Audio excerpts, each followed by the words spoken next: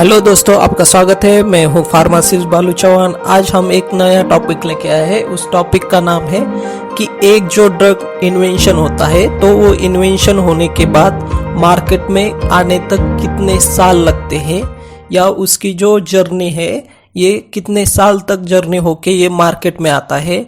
Invention के बाद या पूरी जो इन्वेंशन के बाद ये अप्रूवल होने या मार्केट में आने तक कितने दिन लग जाते हैं, ये पूरी जानकारी हम इस वीडियो में लेंगे। तो वीडियो को अंत तक देखिएगा। अगर आपने मेरे फार्मेसी किंग चैनल को सब्सक्राइब नहीं किया होगा तो इस चैनल को सब्सक्राइब कीजिएगा, और भविष्य में कौन से भी वीडियो की नोटिफिकेशन मिलने के लिए आप सब्सक्राइब करने के बाद बेल आइकन को दबाना मत भूलिएगा। तो चलो स्टार्ट करते हैं हम इस वीडियो को। अब हम देखेंगे कि इसमें कौन से फेज होते हैं। ये 12 साल का ट्रिप होता है, यानी कोई एक ड्रग इन्वेंट होता है तो ये मार्केट तक आने के लिए इसे 12 साल लगते हैं। तो ये अलग अलग फेज में जर्नी करता है, और उसके बाद ये मार्केट में अप्रूवल होने के बाद ये मार्केट में पेशेंट पे या प्रोडक्शन होने के बाद ये पेशेंट के लिए यूज के लिए आता है, या मेडिकल या मार्केट में आ जाता है।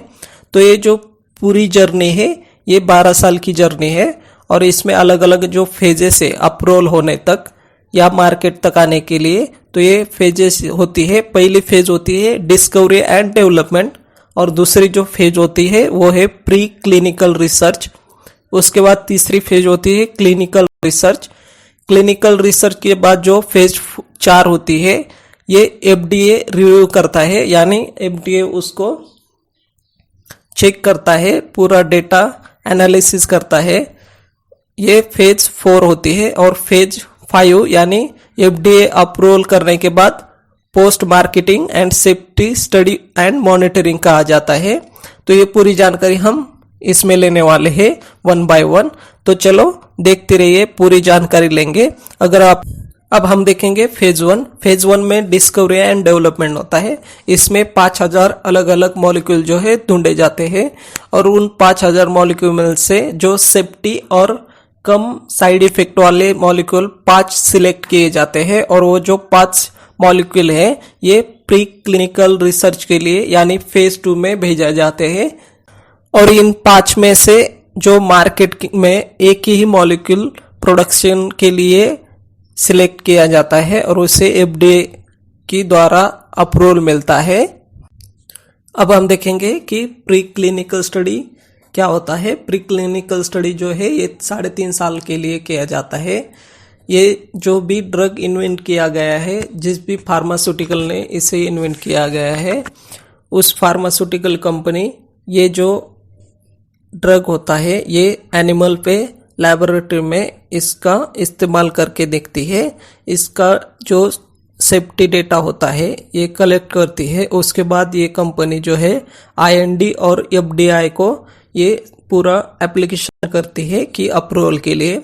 अगर FDA इसे 30 दिन से पहले डिसअप्रूव नहीं करता तो IND जो है ये खुद स्टडी करता है स्ट्रक्चर के बारे में, मॉलिक्यूल के बारे में, और पोटेंशियल के बारे में, साइड इफेक्ट के बारे में। ये एनिमल पे स्टडी करता है और डेटा कलेक्ट करता है, और मैन्युफैक्चरिंग कैसे करना है पूरी जानकारी जो है कलेक्ट करने के बाद ये उसे फेज 1 के लिए यानी क्लिनिकल ट्रायल के लिए भेज देते हैं।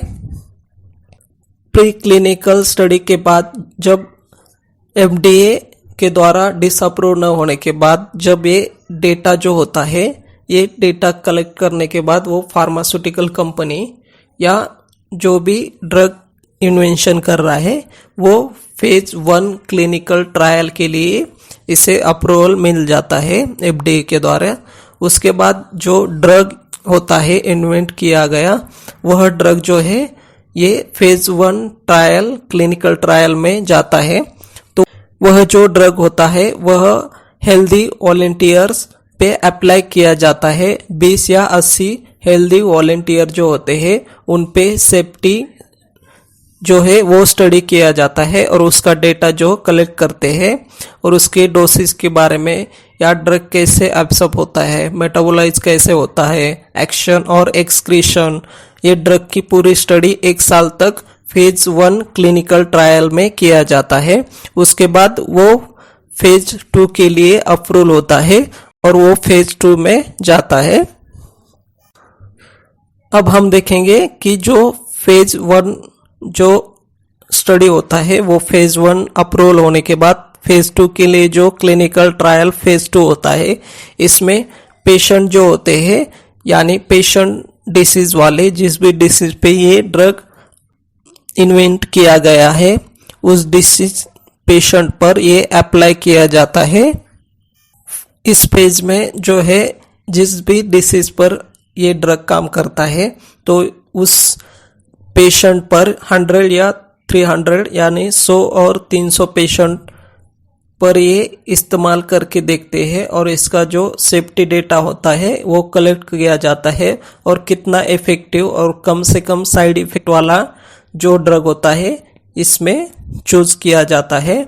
और ये जो फेज है ये 2 साल तक स्टडी किया जाता है। अब हम देखेंगे कि जो फेज 3 होता है क्लिनिकल ट्रायल का, इस फेज में जो है 1000 to 3000 पेशेंट जो होते हैं, इन पेशेंट पे ये ड्रग इस्तेमाल करके लिया जाता है और इसका इफेक्टिवनेस और सेफ्टी ड्रग डेटा जो है वो कलेक्ट करते हैं और उस डेटा को जो है FDA के ओर सबमिट किया जाता है और FDA के सबमिट करने के बाद वो FDA जो है इस ड्रग पे रिव्यू करता है, पूरा स्टडी करता है। जो भी कंपनी फार्मास्यूटिकल कंपनी होती है वो जो फेज 3 तक जो डेटा होगा वो 1 लाख पेजेस का रिपोर्ट जो है वो FDA के और सबमिट करती है और वो FDA इस फेज ट्रायल 3 के बेस पर उसे अप्रूवल करती है और अप्रूवल के बाद ये पोस्ट मार्केटिंग के लिए ये ड्रग अप्रूव हो जाता है। ये फेज 3 जो है क्लिनिकल ट्रायल, ये 3 साल तक इसमें ड्रग स्टडी किया जाता है।